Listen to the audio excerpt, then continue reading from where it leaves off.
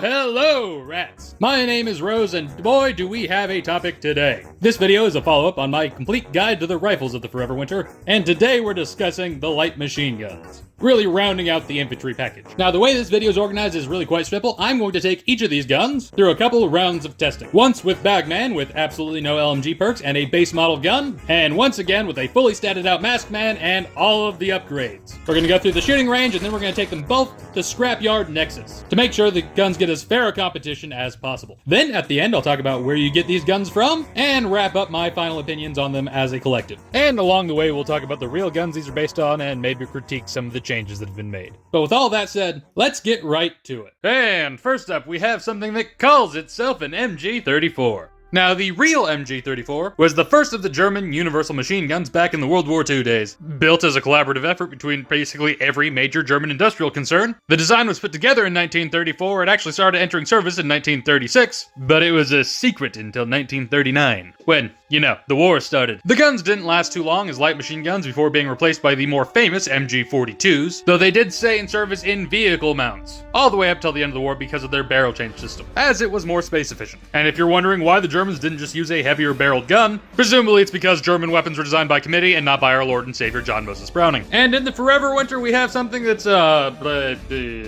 it's kind of like an MG-34. Oh boy, they've done a lot of changes though. So let's go through the list.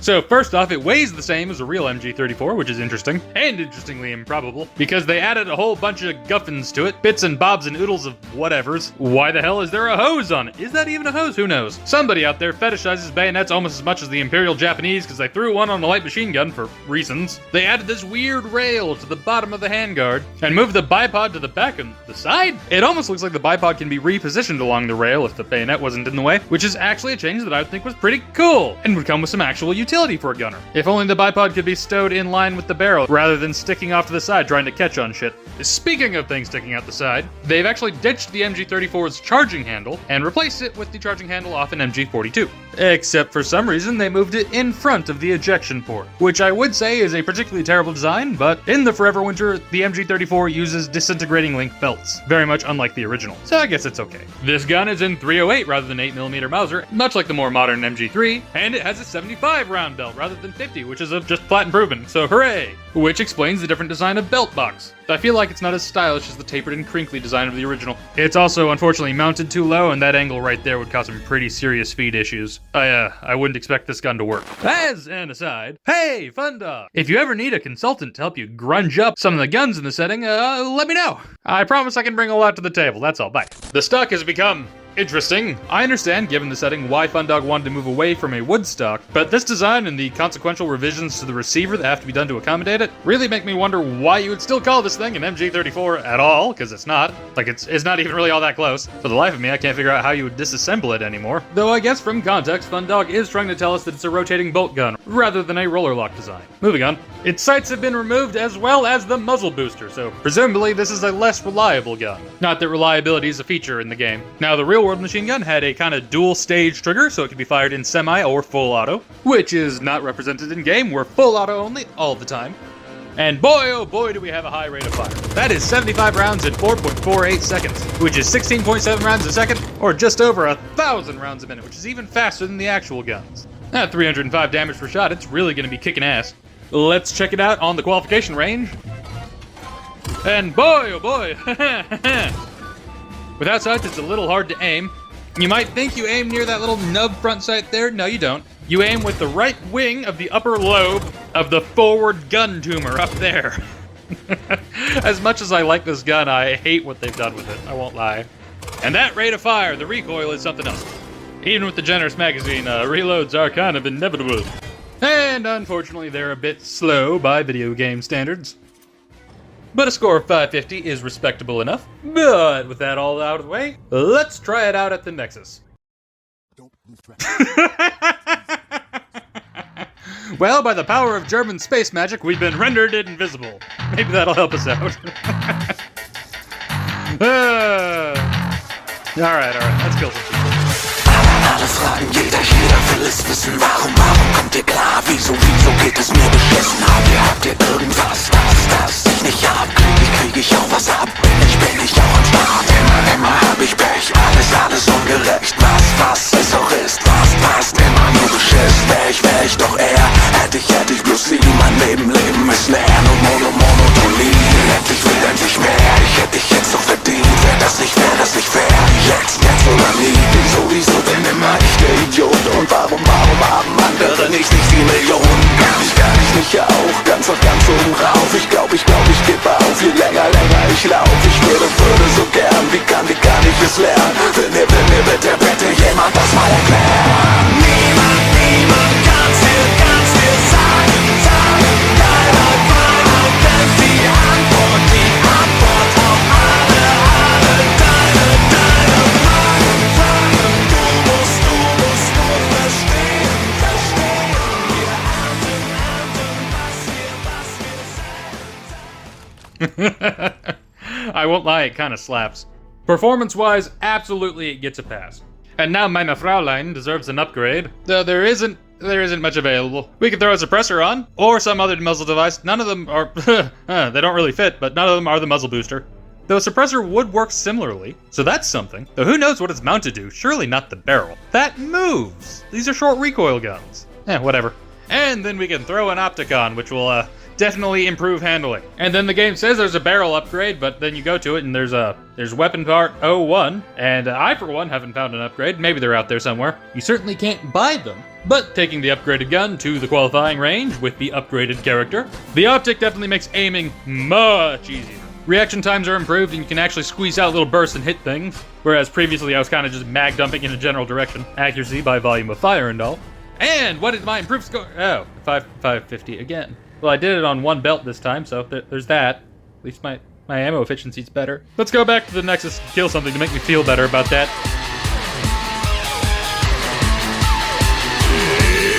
Ich esse,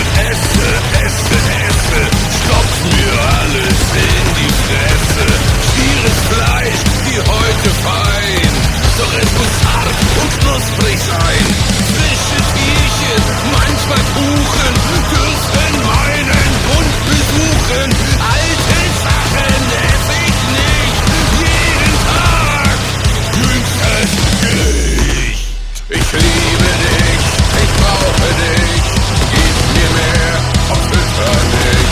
Ich liebe dich, ich brauch dich sehr und mit Musik geht alles besser. And yeah, okay. Optics, put an optic on your MG34. That makes it so much more usable. And rats, I think the MG34 gets the rose seal of approval. This is one of the better guns you can take out there. But that's about all I have to say about the MG34 for now. Because next up we have the Pig, one of my very favorites, known more formally as the M60. It is very appropriate to talk about this gun after the MG34, because the M60 program started right at the end of World War II. Basically, the US military looked at its machine guns, the 1919 A6 and the BAR, and said, maybe we could do better. They weren't exactly great. And we took inspiration from the German universal machine gun concept and decided to make our own. Originally, we tried to copy the Germans' homework a bit and we strapped an MG42 dust cover and feed system to an FG42. That was extremely mid, but the MG34-42 feed system was the real winner here. And if you look over at the M60's top cover, that's the exact same one. I did say that was the best feature of the MG series guns. Everything else on them was trash, however, so we threw it out. And yes, this is how long the top cover should be. There are moving parts in there that are all functional. The MG34 foreshortened one wouldn't actually work anymore. Anyway, moving on. The M60 was designed by a company called Bridge Tool and Die and then manufactured by one called Inland. And the Forever Winter M60 is pretty true to life in terms of the design, which is interesting because both the M60 and the MG34 are European guns. Now, Scavs, I'm gonna be real with you. That makes no sense. Literally anyone who could build an M60 should only build M60s compared to MG34s. There's no reason you should ever want an MG34. It's a way worse gun. Now, granted, the Pig has a worse barrel chain system because it's not a barrel chain so much as a whole front end change, and there's no way to hold it. You need an asbestos glove. But it's also a weapon that is significantly less prone to overheating, so I don't think that's a very strong criticism. We're talking about a cheaper, more reliable, more durable weapon. Although still not perfect. Let's not glaze it too much. But still a gun that is way more sustainable in the field. There's really no comparison. But I guess the AI overlords don't care, and this one doesn't have a fancy bayonet on it for, I don't know, intimidation factor? Getting back to the M60 itself, though, there is one change here from the real guns. That's namely the belt bag. You can't see it here on the customization screen, but if we hop over to our character real quick, do you see that? You see that big metal drum that's sticking off the side there? Okay, popping back over to the M60. Do you see this bracket right here? This is actually a hanger for a cloth bag. M60 belts were issued in a little cardboard box inside of a bag, and you just slap the bag onto the side there, and it just kind of dangle off the side of the gun, which would certainly be a lot lighter than having a drum. But I suppose USGIs didn't like the bags anyway, and often just had the belts out loose. Anywho, how does it shoot? Well, first off, let's talk about the rate of fire, which is significantly slower, 9.5 rounds per second, going through the entire 100 rounds in 11.05 seconds, giving us an RPM of 546, or just over half that of the MG34, which means our DPS is much lower, but the weapon is way more controllable and significantly more effective at longer ranges. Hopping over to the qualifying range, the M60 does sadly continue the proud Forever Winter tradition of having jacked up sights. No, you don't aim at the top of the front sight. You aim at the top of the rear sight, which is the base of the front sight, creating this strange effect here.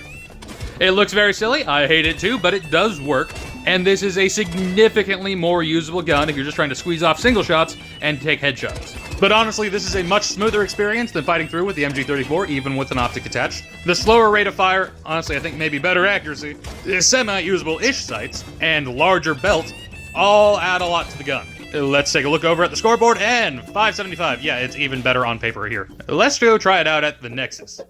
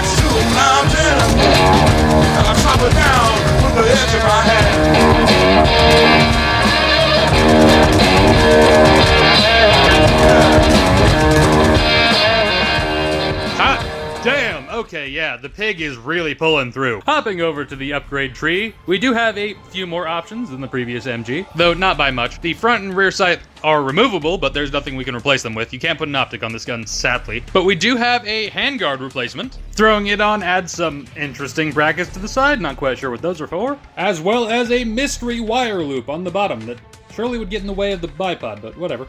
I guess it's not that egregious, and we get some pick rails out of it, which is probably worth it. So let's throw on a laser and a flashlight, because why not, right? And then, of course, we can add a suppressor. Oh yeah, that looks perfect. At least this gun actually makes sense to put a suppressor on. It would work. It would just get really hot really quickly, but that's true for any machine gun. That might be a better melee weapon than a bayonet. Do thermal damage, fuck yeah. Anyone who's ever been burnt by a suppressor knows what I'm talking about.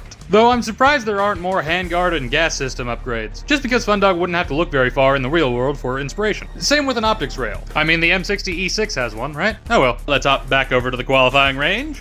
It's not a very different experience, honestly. Same sights, same belt, but it does give me some better mojo. I do like having the suppressor on it for morale's sake, and hey, Look at that. We have an improved score. 600. Yay! Yay! Yay! Onwards to the Nexus, boys. Alright, let's see what kind of kill count we can rack up.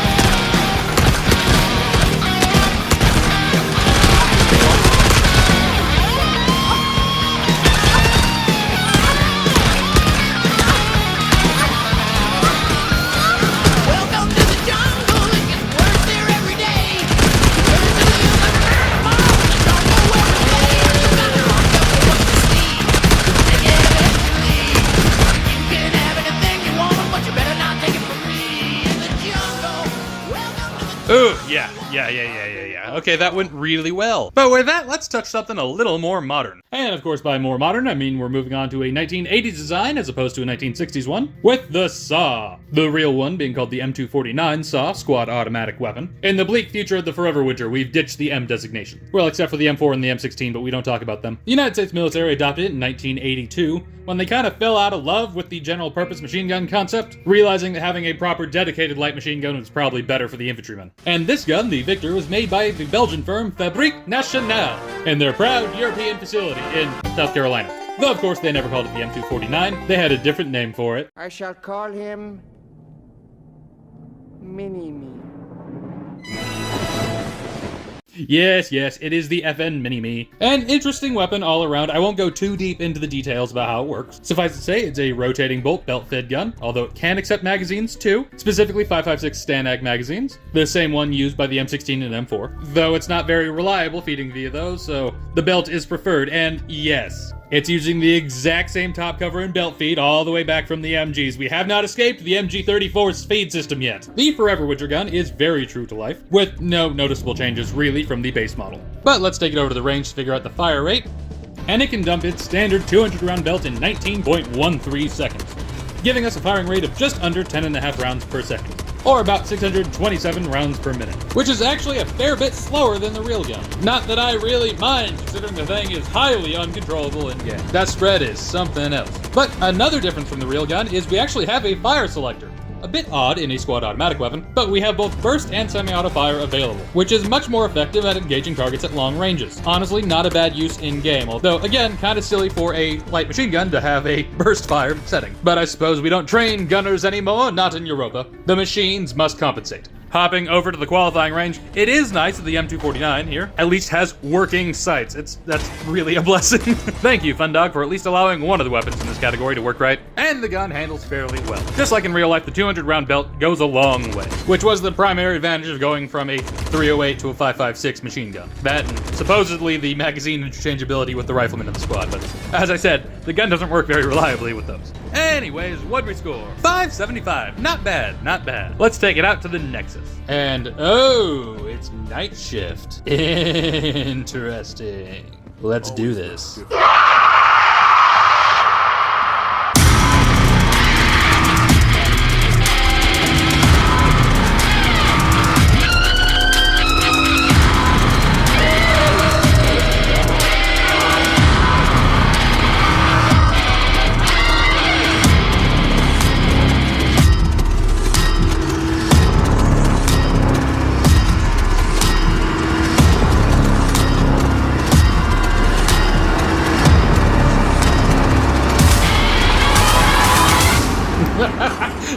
I gotta make it.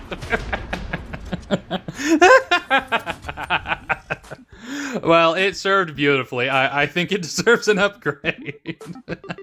And first off, we have a belt upgrade from 200 to 300 rounds, but the longer belt, it's going into a smaller belt bag. Look at that. Yeah, it's adorable. I personally like the look of the original plastic boxes better, but hey, I'm not gonna complain. The increased capacity is nice. Next, we have a grip upgrade and, okay. And we could put on a stock. Oh, God. Look at that! Why? Why the chainsaw grip? Why? Why just gimp the poor gun like that? He didn't do anything to you, Fun Dog! Why'd you have to do this?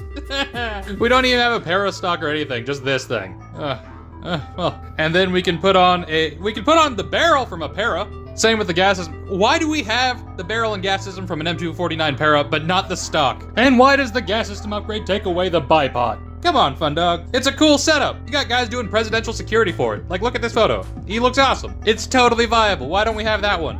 Whatever. Going over to handguards, we can have a ridiculous extra carrying handle on top of the original carrying handle. I don't know how you would remove the barrel with this playing in place. And then there's another version that,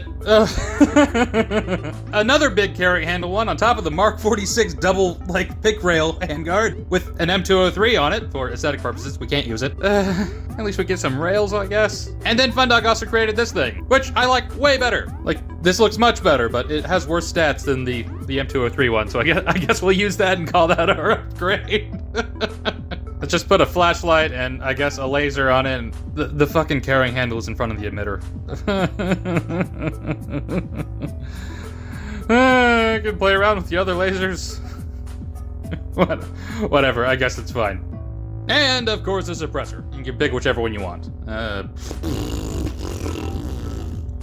There's really no difference. I'll take this one. Sure. And of course we can put an optic on it, which isn't as big of a deal as it was in other guns, considering the sights actually work, but why not, right? Let's head back to the qualifying range. Honestly, it's not too different from the base model. The optic is nice, sure, but the sights worked fine. And the increased capacity is really good out in the field, but here at the range, it doesn't really mean much. I completed the first course without going through the entire 200 round belt, so it is what it is. The gun is, let's just say, uncontrollable in full auto, so fire in short bursts. And it'll end up with a respectable score. Let's take this interesting gun out to the Nexus, why don't we? What could possibly go wrong? Alright, let's make me feel a little better by killing some people. The devil's got you beat.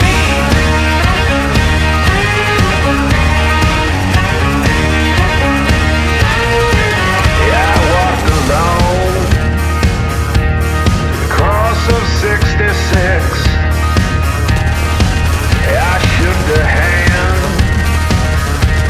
Yeah, I took the fix. Yeah, I was warned. Yeah, I was told. Yeah, I was warned. Evil on your mind, trouble at your feet. Living by the gun, the devil's got you beat. Evil on your mind, trouble at your feet. Living by the gun, the devil's got you beat.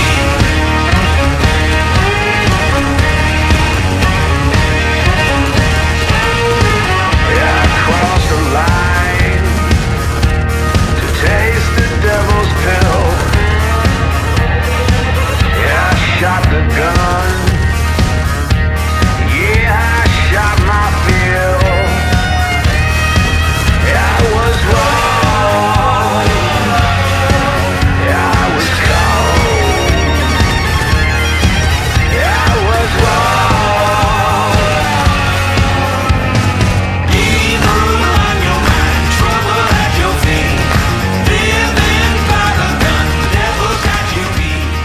Evil on your mind, trouble at your feet. Alright, I think that was a success. But we've been playing around in the American and German fields, why don't we try something a little more Euruscan? in the form of the RPD. Design work on this weapon began during World War II, but it didn't go into service until afterwards. And it was one of the last guns designed by Vasily Degtярov, who honestly is just the John Moses Browning of the Russian Empire and Soviet Union. Seriously, if you're into historical gun design, especially in the Eastern Bloc, look Vasily up. He's amazing. Anyway, he took the long stroke gas piston and flapper locking bolt off of his DP series machine guns, chambered the weapon in the then new 7.62x39 M43 cartridge, and mated that with, yes, the German MG-3442 feed cover. I did say this was the gold standard for belt feed systems, and everyone ripped it off. Now, I said these guns are flapper locked, and by that I don't mean they exclusively dance to jazz. The flappers are these little wings here at the side of the bolt. Here you can see them in the open and closed position. In the open position, they lock into recesses in the receiver to hold the bolt in place during firing. These guns are elegantly simple. The DP and RPD series guns are known for their reliability because of this. The RPD was also one of the lightest guns in its category ever introduced, and one of the ways it accomplished this was by ditching the idea of changeable barrels. There's absolutely no quick change system on an RPD. The Soviet ideology for the light machine gun was that if you're maintaining such a volume of fire that the gun overheats, you're doing something wrong. These guns are supposed to be part of an assault formation. You're supposed to be shooting and moving. A theory that would be maintained in the gun that replaced it, the RPK, which, yes, I know in the Forever Winter is in the rifles category. It's a light machine gun too, but we already covered it in the rifles video, so whatever. But, you know, I said these were your Ruskin guns primarily because of the Soviet roots, but that may not actually be the case, at least not entirely. They may in fact be Eurasian, and the reason why I say that is our belt capacity, 75 rounds.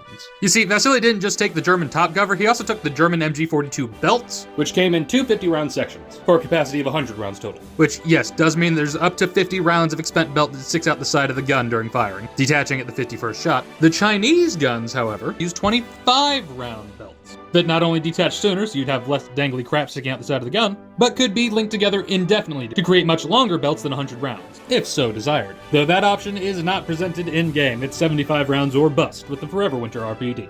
Although the gun in-game appears to be based off one of the later model Russian guns and not a Chinese Type 56 because it lacks the kind of distinctive combo belt box carrier and dust cover assembly unique to those guns. That said, looking at it, it appears everything is in order. We have the later model of folding charging handle off to the side, although it appears a little out of scale to me. But from this angle, everything looks more or less right. So let's hop over to the shooting range and see what our rate of fire is. Now, we'll go through this 75 round belt in 7.16 seconds, so that's just under 10.5 rounds per second, or just over 628 rounds per minute, which is, like the Saw, a bit slower than the real gun. But more importantly, look off to the right of the receiver here.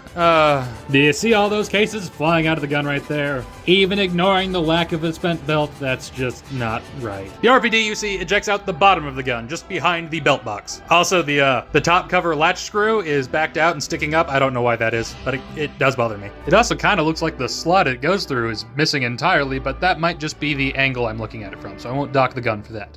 Heading over to the qualifying range, it's very nice that this is the second gun we've tested today, and the second of these squad automatic style weapons, so that might be a through line, that has proper sights. This is very much appreciated. The M249 sights are undoubtedly better than these ones, since honestly you can't really see through them at all. The scaling's a bit off. The front sight should not entirely fill up the rear sight, but hey ho, at least they're lined up right. And that means I can use them, and that makes me a very happy rat indeed. I really do appreciate it. And the gun handles really well. It's hitting a sweet spot that I quite like. Overall, we haven't even reached the Nexus yet, but I'm liking the RPD. And what was our score? 575. That seems to be a baseline for the machine gun category. Sorry, MG-34. So, let's take it out to the Nexus and see what it's like. This is always my favorite part. До тебя я не встречал истинно красивых. Ты строга и холодна, как твоя мать Россия. Твои губы красные, горячие, словно кровь. От того еще порочней наша запрещенная любовь. Сладко мне шептали, усыпляемый контроль. Ты хотела выведать секретный мой пароль. Тайны все свои я доверял только тебе. Жаль, что я не знал, что ты работаешь на перекрытие.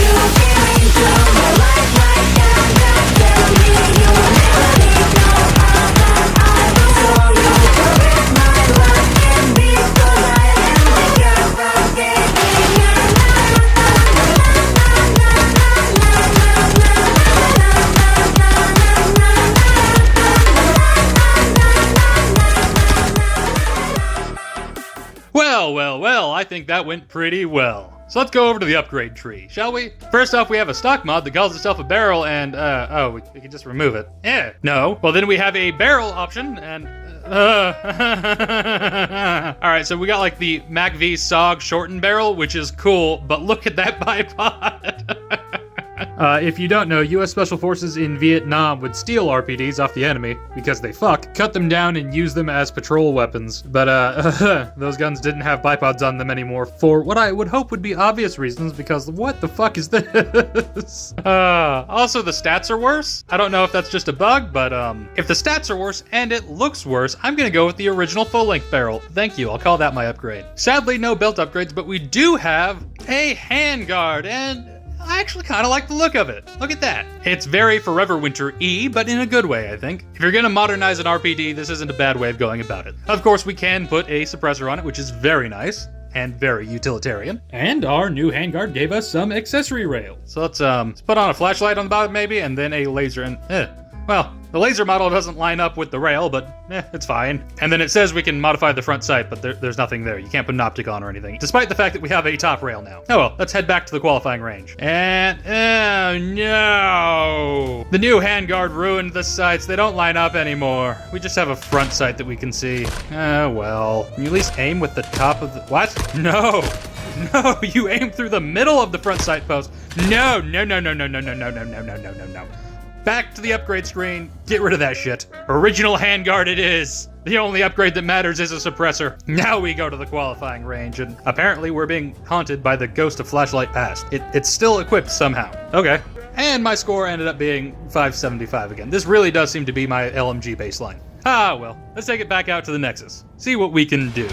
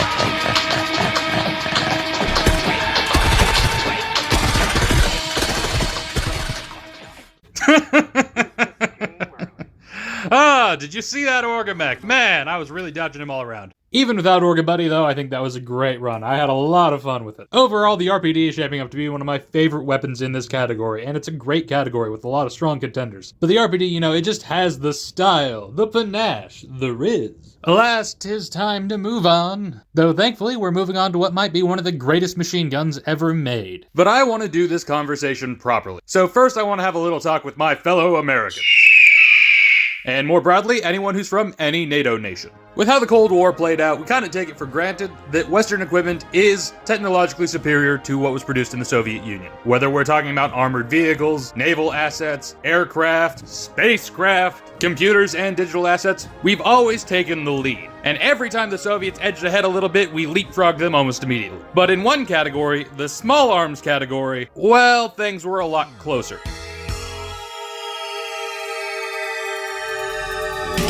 I think most gun people on the internet are familiar with the cultural divide between AK and AR people. It's been a 60-plus year-long pissing match at this point, with all sorts of weird mythologizing going both ways. And that's been easy to maintain because, and I hate to break this to you, the AR-15 and its derivatives and the AKM and its derivatives are extremely similar guns, almost identical. From mechanical principles upwards, they're both long-stroke gas piston. Yes, the AR is not direct impingement. I'm sorry to break that to you as well. They're both rotating bolt guns. They both save on having pressure-bearing materials by having a trunnion that the barrel and bolt lock into. They're both in very similar intermediate cartridges once you start looking at the 545 to 556. And hell, even their fire control groups work extremely extremely similarly with the dual hook design. So we've maintained this long-term argument over who's better because they're basically the same. And shit, there are people in America today running for office who launched their careers based off this argument. And admittedly, it is mostly in jest at this point.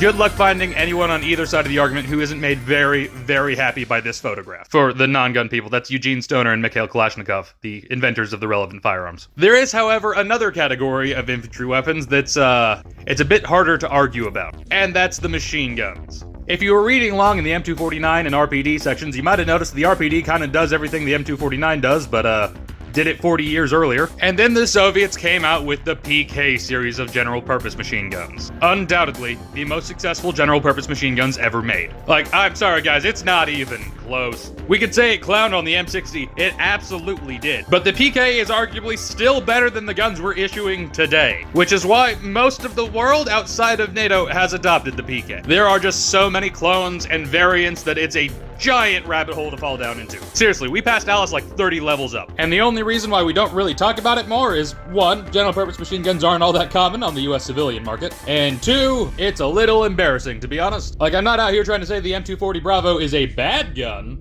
but it's not a PKM. Or, as we call it in the forever winter, the LMG-P. So, a bit about the design of the real gun. It entered service in 1961, just a year after the M60 in the West did, replacing both the DP-46 and the SG-43 Goryanov. And we'll touch a little bit more on the Goryanov here in a second, because it will be relevant. The K in PK stands for Kalashnikov. Yeah, that Mikhail Kalashnikov from earlier. And if you look at the internals of the PK, it really is just an upscaled and inverted AKM. Even more so than the M249 was. Though you might be noticing this protrusion up here at the top, which is important because the PK is the only gun we've covered so far that does not use the German MG34 belt system. Hallelujah, we finally have a different one. And is it a coincidence that the best GPMG is the only one that doesn't seem to really use that system? I don't know, maybe. Stop noticing. But those little wings up here are important. Taking a look at the PK belt, notice that you can't push the cartridges through it forward. This belt is a very old design, actually originating in the Russian Maxim gun.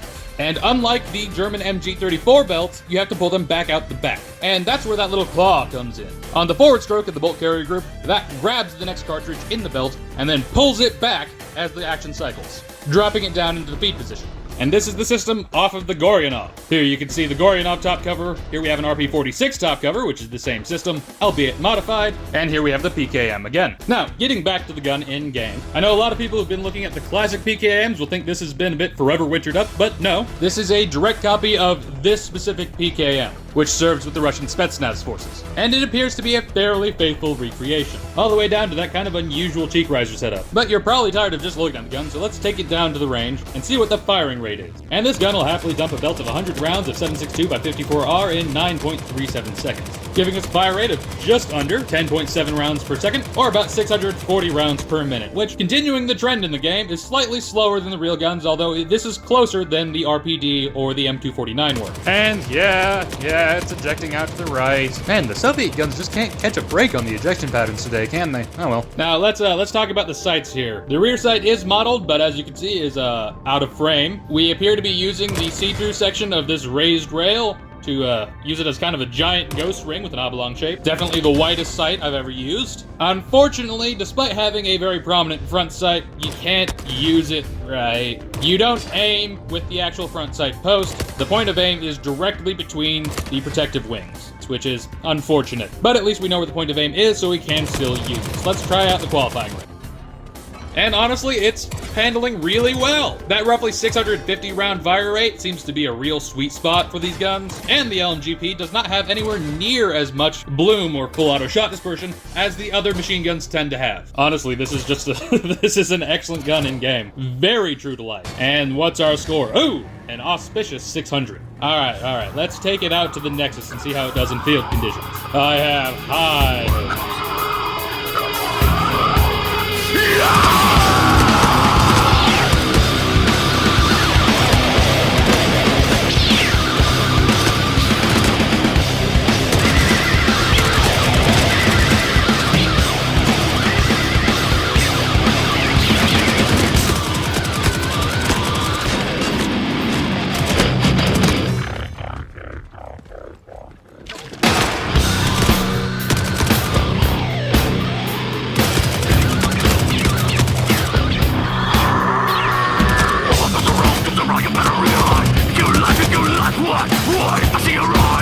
realize as you hide inside. Look at the road, how can die? How long can you hide? How long can you lie? How long can you live with your soul split? How long can you live with your soul?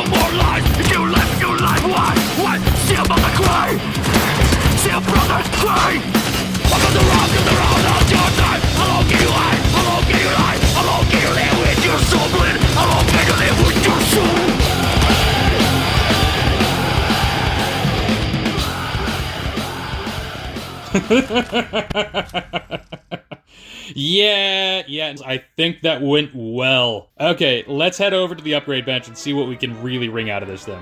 So taking a look at our upgrades, it looks like we only really have accessories, but we have quite a few options available to us. Sadly, no belt upgrades, even though the PKM happily accepts 200 and 250 round belts as well as 100 rounders. I guess Fundog felt that would be a little too much kick-ass for one gun. But we can throw an optic on it and fix our sight issues. While I really do like the Vortex Strike Fire, that height over bore makes me feel a little icky, to be honest, so, let's go with the Namepoint Micro. Yeah, that looks nice. It's kind of silly for an LMG, but who cares? Then we have space for a vertical foregrip. That's nice. We'll just throw one on there. I think angled looks best for this. And then there's a spot for a suppressor. Or another muzzle device if you're feeling weird, but I'm gonna go with the suppressor. Between the two options available, I think I like the larger one.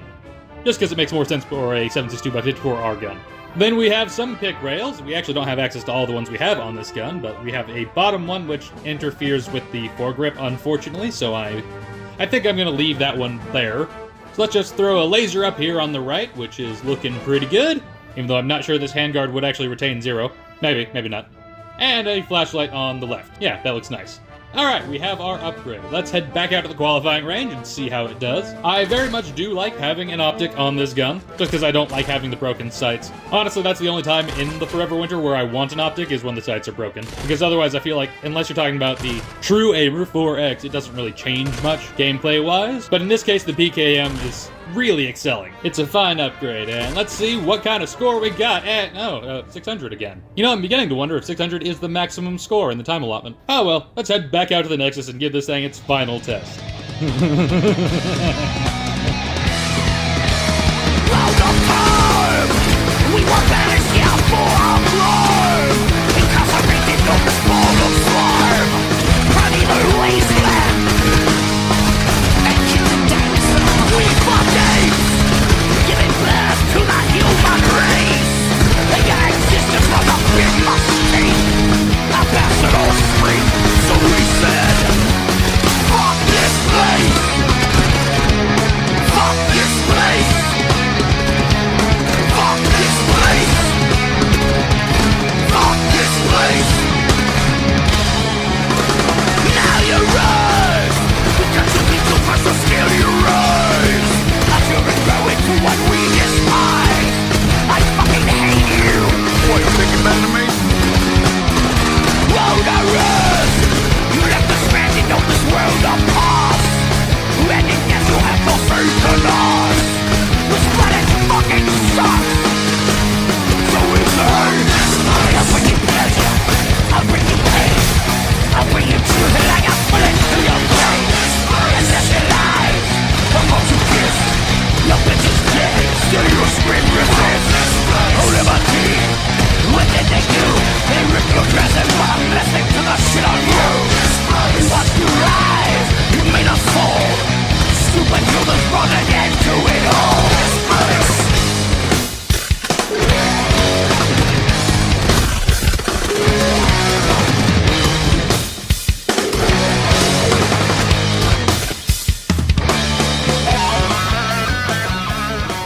Hot damn, 94 kills again. I honestly thought I'd get a few more, but I guess that's just how many people were in the Nexus today. The LMG-P, the PKM in disguise, really takes the role as the best light machine gun in the game. I don't think there's any arguing it. And what a way to finish off the category. Wouldn't you rats agree? Alright, and with that, you know what? Let's recap. And in order to do that, I'm just gonna go on a little raid with my favorite guns in the category, because I don't bury leads. And we can have a little discussion about where these guns come from and what their stats are like in real terms. So, every gun but the LMG-P can be found broken and repaired with IFS and the weapon crafting station, both at the random static map spawns and dropped from enemies. The MG34 being the most common, as it's dropped by European EODs and hunter killers. Then you can find the SAW from cultist heavies, the RPD comes from Eurasian heavies, and the M60 comes from European heavies. The Eurasians don't appear to like machine guns very much. Outside of the repair function, all of these guns can be bought from the tunnel vendors, and that includes the LMG-P, said vendors being the only way of obtaining it. The LMG-P is also the only gun to use 7.62x54R, an ammunition type that requires rare metals in order to craft, and is available in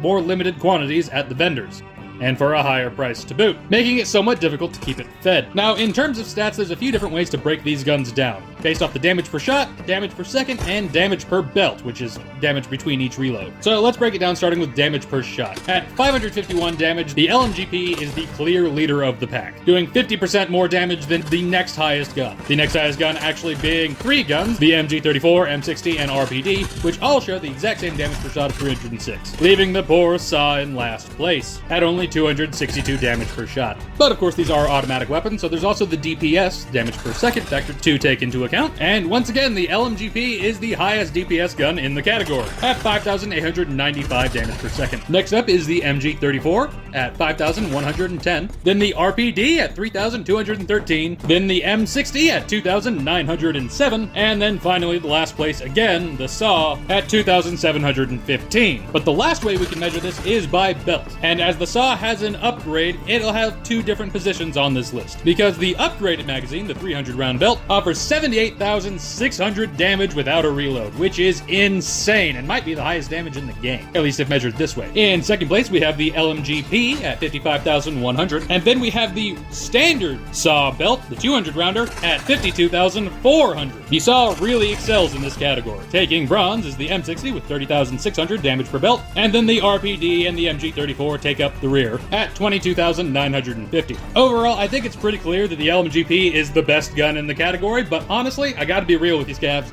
There are no bad options here. All of these guns are excellent. Saying one's an early or mid-game or one's an end-game gun isn't really applicable. They are all superb. The LMG-P is just incredible. So if I had to subjectively list them, I would say that is my favorite. Absolutely, the LMG-P is the peak. And then second on the list is the RPD. Honestly, it's a great gun, but it's just way more controllable than its otherwise stat comparable counterpart, the MG34. My bronze medalist in third place is the SAW, just because that belt capacity is amazing, even if it falls behind in every other category. Then I'd have to pick the M60, and sadly that does mean the MG34 is my least favorite of the machine guns, but like I said at the beginning when I first covered it, it still gets a pass from me. You can do amazing things with just an MG34 and nothing else. And rats, I think that just about covers this topic. If you've watched this far, I guess it's safe to assume you liked this style of video. Let me know down in the comments if you think I went a little too deep into the guntism, or if maybe you would like even more in-depth videos in the future, because I can always go deeper. But with that, I think we're done. As always, please give a special thank you to the scavs showing up on screen now, my wonderful patrons. This channel operates without ad revenue or sponsors, so these wonderful viewers are the only thing keeping the lights on. Right now, we're saving up to get a better microphone, and maybe even some sound tiles so that I can sound a little less awful. But if you can't join them, that's a-okay. Feel free to share this video around to anyone you think might like it.